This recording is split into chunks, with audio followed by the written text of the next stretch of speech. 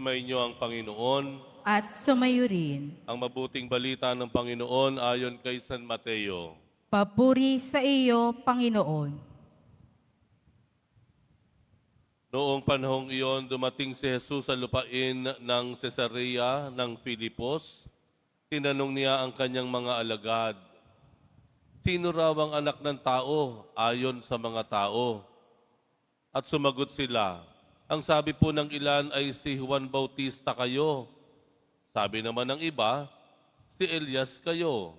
At may nagsasabi pang si Jeremias kayo o isa sa mga propeta. Kayo naman, ano ang sabi ninyo? Sino ako?" Tanong niya sa kanila. Sumagot si Simon Pedro, "Kayo po ang Kristo, ang anak ng Diyos ng buhay." Sinabi sa kanya ni Jesus, "Mapalad ka, Simon na anak ni Jonas, sapagkat ang katotohanan ng ito'y hindi inihayag sa iyo ng sino mang tao, kundi ng aking amang nasa langit. At sinasabi ko naman sa iyo, ikaw ay Pedro, at sa ibabaw ng batong ito ay itatayo ko ang aking simbahan, at hindi makapananaig sa kanya kahit ang kapangyarihan ng kamatayan. Ibibigay ko sa iyo ang mga susi ng kaharian ng langit. Ang ipagbawal mo sa lupa ay ipagbabawal sa langit, at ang ipahintulot mo sa lupa ay ipahihintulot sa langit." Ang mabuting balita ng Panginoon. Pinupuri ka namin, Panginoong Hesukristo. Magsiupo po muna ang lahat. Rock and roll to the world. Naalala niyo ba yon? Minsan po ay naging tanyag yung sa mga salitang iyon, rock and roll to the world. Natunghayan natin yan doon sa noontime show, na kung saan ang unang nanalo doon sa contest na iyon ay isang lalaki, at ang kaaliw-aliw sa kanya ay yung kapag sumisigaw siya ng rock and roll to the world. Naalala niyo po yon?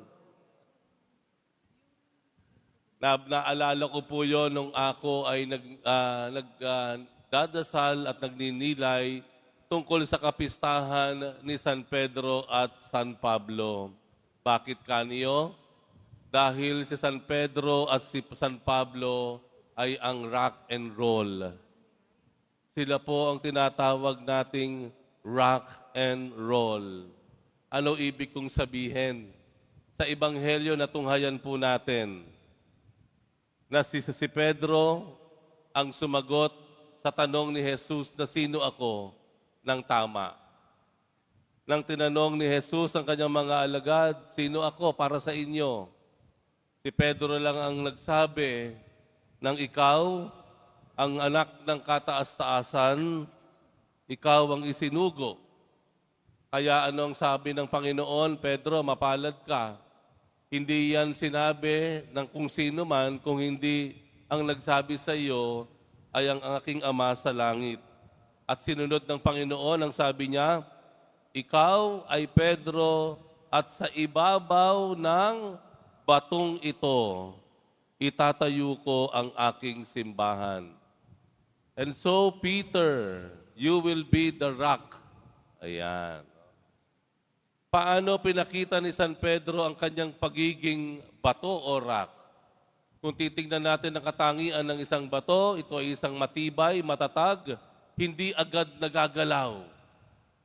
Si Pedro po ang siyang naging pinuno ng 12 alagad, at pagkatapos po ang mga unang Kristiyanong pamayanan, si Pedro po ang nagsilbing lakas at tatag.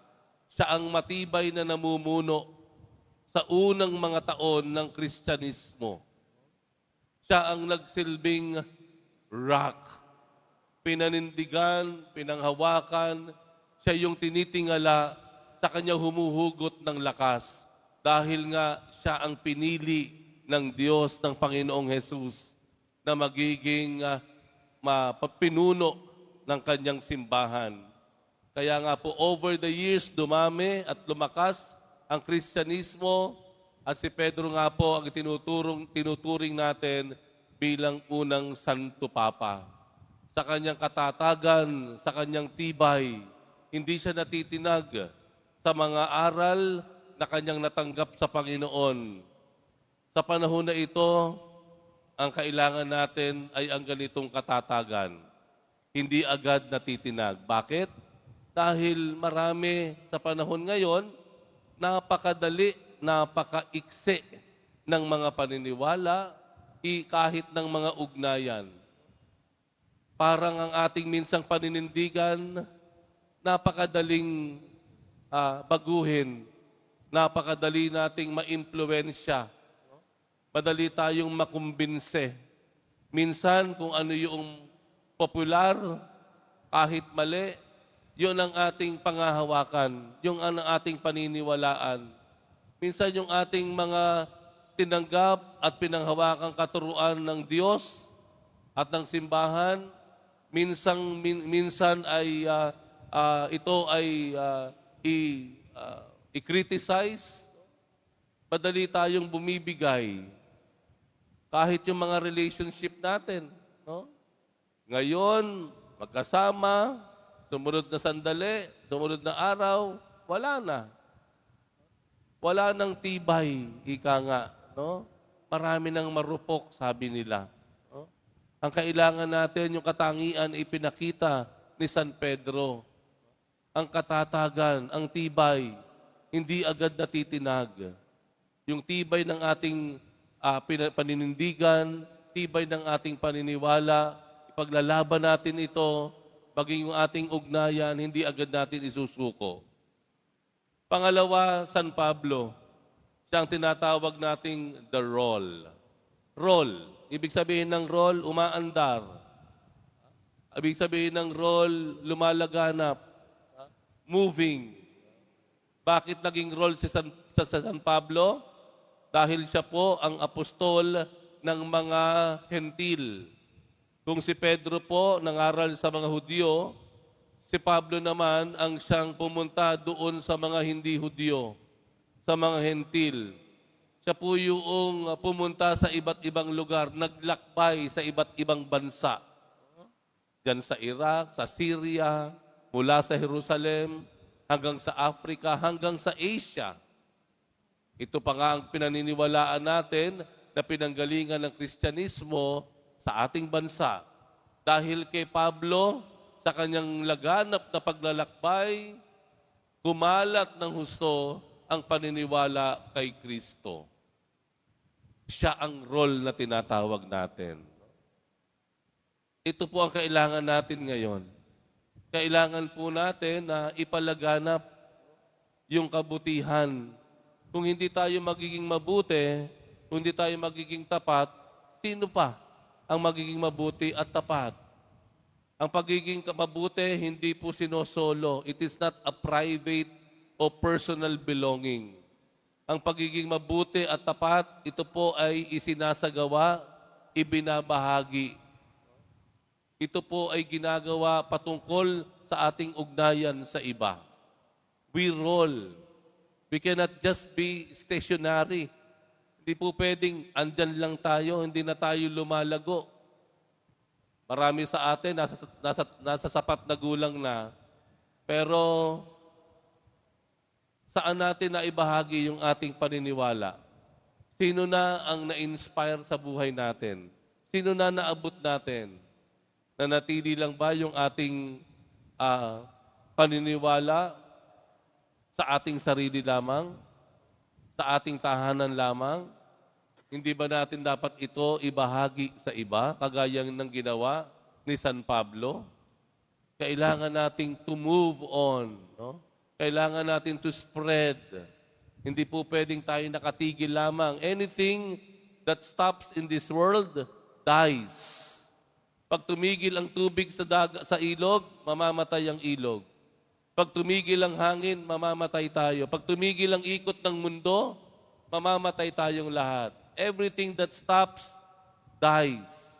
And therefore, tingnan natin yung ating pananampalataya, yung ating ugnayan. We have to move on. We have to spread. Kailangan kumilos tayo, kagaya ng San Pablo. Mga kapatid, ito, ang araw na ito, inaalala natin ang dalawang haligi ng ating simbahan.